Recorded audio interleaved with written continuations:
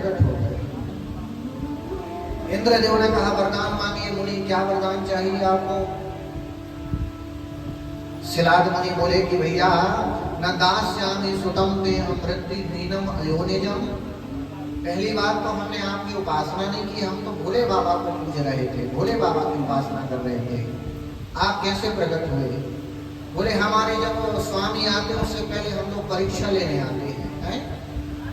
जब कोई नेता मंत्री प्रधानमंत्री आता है तो उससे नीचे वाले जो अधिकारी होते हैं कलेक्टर लोग को जांच पड़ताल करने आते हैं। हम इसलिए आए हैं, बोलो क्या चाहिए? शिलाद नाम के मुनि बोले कि हमें ऐसा बेटा चाहिए जो अयोनिज हो। अयोनिज का मतलब है जो गर्भ से पैदा ना हो, जो बालक, वो चाहिए। इंद्र ने कहा तो चलो हमारे बस की बात नहीं है, अब हमें कहीं और अर्जी लगाना पड़ेगा। इंद्र भगवान पहुंचे भोले बाबा के पास और भोले बाबा से प्रार्थना की कि आपका एक परम भक्त है जिसका नाम शिलाद मुनि है। अच्छा, नादास्यामि सुतम ते हम मृत्युहीनम अयोनिजम हरिर्विदेश भगवान किमुतान्ये महामुने। बोले बाबा वो मुनि चाहते हैं कि हमें अयोनिज पुत्र हो और ऐसा पुत्र जिसकी मृत्यु भी ना हो। भोले बाबा ने कहा ये तो बड़ा गजब का मामला है, ऐसा तो हो ही नहीं सकता, हम कैसे वरदान दे देंगे? हमारे अनेक वर्षों तक जब शिलाद मुनि ने तपस्या की, 1000 वर्ष तक का वर्णन आता है कि 1000 वर्ष तक शिलाद मुनि ने तपस्या की तो भोले बाबा स्वयं प्रकट हो गए। और भोले बाबा के दिव्य स्वरूप को, कौन से स्वरूप? जिस स्वरूप को शिलाद मुनि ध्यान में देखते थे, ये भगवान की एक विशेषता है। जिस स्वरूप को आप पूजते हो, जिस स्वरूप को आप मानते हो, भगवान उसी स्वरूप में आते हैं दर्शन देने। अनेक भक्तों को भगवान ने उसी रूप में दर्शन दिए। कभी कभी आपको स्वप्न में आता होगा, कई लोगों को आता है कि हम भगवान का पूजन कर रहे हैं, हमारे सामने भगवान ऐसे खड़े हैं। तो ऐसे ही हमारे भोले बाबा प्रकट हो गए और भोले बाबा ने कहा वरदान मांगिए, क्या चाहिए आपको? शिलाद मुनि ने कहा वही, हमें तो आप ऐसा वरदान दीजिए कि जो अयोनिज हो, जो गर्भ से जन्म ना ले। भोले बाबा बोले गर्भ से जन्म लेने वाला तो केवल भगवान ही होता, जो गर्भ से जन्म नहीं लेता। देखो हम में, आप में और भगवान में क्या अंतर है? हम सब जितने जीव हैं सब गर्भ से ही जन्म लेते हैं। 9 महीने हमें गर्भ में रहना पड़ता है, लेकिन भगवान गर्भ में नहीं आते कभी, इसलिए उनका नाम भगवान है। ऐश्वर्येंद्र भगस्या, जो 6 गुणों से परे हो, उनका नाम भगवान है। भग कहते हैं इंद्र को और भगवान, भग कहते हैं गर्भ को। संस्कृत में भग कहते हैं गर्भ को, जो गर्भ में ना आए, भग में ना आए, उसका नाम भगवान। इसलिए भगवान की महिमा है। भोले बाबा ने कहा ऐसा तो हो नहीं सकता, क्योंकि केवल भगवान ही है जो गर्भ से पैदा ना होते हो। शिलाद मुनि ने कहा भगवान हम वरदान तो यही लेंगे, और दूसरा वरदान ये है कि वो अजर अमर हो, जिसकी मृत्यु ना हो। तो भोले बाबा ने कहा चिंता मत करो, अब हमें सब पुत्र तो नहीं दे सकते, लेकिन हमें ही अब तुम्हारे यहाँ आना पड़ेगा।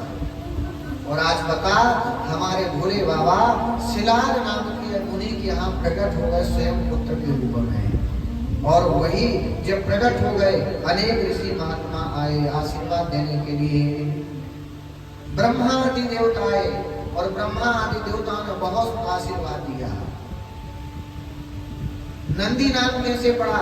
बोले इन्होंने शिलाद नाम की मुनि को आनंद दिया है। जब हमारे यहाँ कोई खुशी होती है तो देखिए भगवान का नाम ही आनंद है।